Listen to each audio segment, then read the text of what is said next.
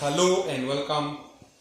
Today in this video we are going to talk about energy changes in chemical and physical processes.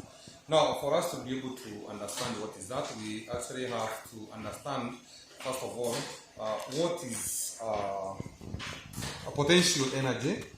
We have to understand what is kinetic energy, and then we are going to understand what is activation energy.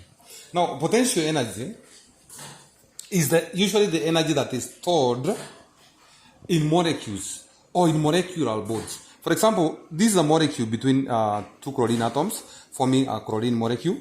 And now this molecule here have got some energy that is stored in it. The same for this hydrogen molecule here. It has got some energy stored in it. Now, you realize that, for instance, when you take glucose inside your body, the glucose gives you energy. Now, that energy is usually stored inside a molecule of glucose. The same way, all other molecules have got energy stored in them. But the amount of the potential energy that is stored in these molecules will differ from one molecule to another. Some will have high amount of potential energies, others will have low amount of energy depending on the molecule. Now, this potential energy is usually the basis for all chemical reactions. Now, when a reaction takes place, this reactants here, now we have hydrogen molecule. As you can see, we have this reaction between hydrogen, chlorine, to produce hydrogen chloride, as you can see here. Now, if we consider now this one here, these particles here, for these particles here to have what you call to be involved in a chemical reaction, number one, they have to have what we call, these bonds here have to break. The bond between hydrogen and hydrogen and bond between chlorine and chlorine. For these bonds to break, this molecule now must collide with each other. And for this to happen, these molecules must have possessed what we call kinetic energy. Kinetic energy is the energy that is molecules or substances have due to motion. Now, they are moving and they are colliding with it, so they have what we call kinetic energy. Now, for this molecule to have enough kinetic energy to collide with each other and to break, for these bonds to break, we need to apply some heat from an external source.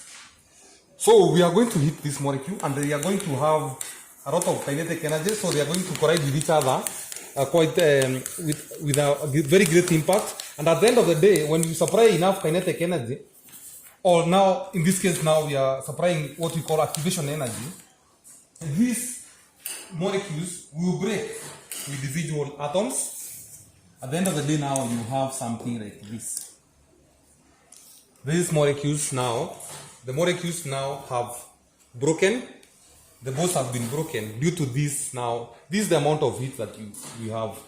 Up to this level, this amount of heat now that was supplied is called activation energy, and it has enabled these molecules now to collide with each other to have kinetic energy, and that kinetic energy enabled these molecules to collide with each other. They broke. Now the bonds broke like this. Now, after bonds breakage, we have now to form new bonds. And what will happen when the bonds are now being formed? New bonds are being formed. Energy would be released. For instance, now we are forming these bonds here. For the first molecule now, this molecule is hydrogen chloride like that. And the next molecule that is being formed like this, we have two molecules of hydrogen chloride. Now, when these molecules was being formed, or new bonds were being formed, energy was being released. Now, we have now this molecule, those bonds formed new bonds here. As you remember, these were the bonds that were broken, chlorine and chlorine, hydrogen and hydrogen bonds were broken. Now we have new bonds between hydrogen and chlorine, as you can see. Now, as you see now, the amount of heat that was applied, or the activation energy here, is less than the amount of heat that was released. So we released more heat than we supplied. So the net amount of heat in this reaction is that we have heat being released into the environment. So this reaction here is an endothermic exothermic reaction. The heat of the reactant, as you can see, is greater than the heat of the product. So the enthalpy change, or the heat change, which is represented by this one, is usually now a negative. The energy between now the reactants and the product is a negative, because as you can see, we are releasing heat to the environment. And this is what we usually call an exothermic reaction.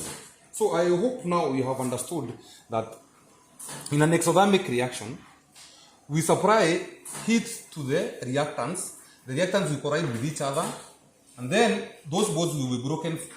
And when they are broken, when new bonds are being formed, we are going to have what we call, we are going to release energy. And if the energy released is more than the energy that was supplied, that is what we call an exothermic reaction.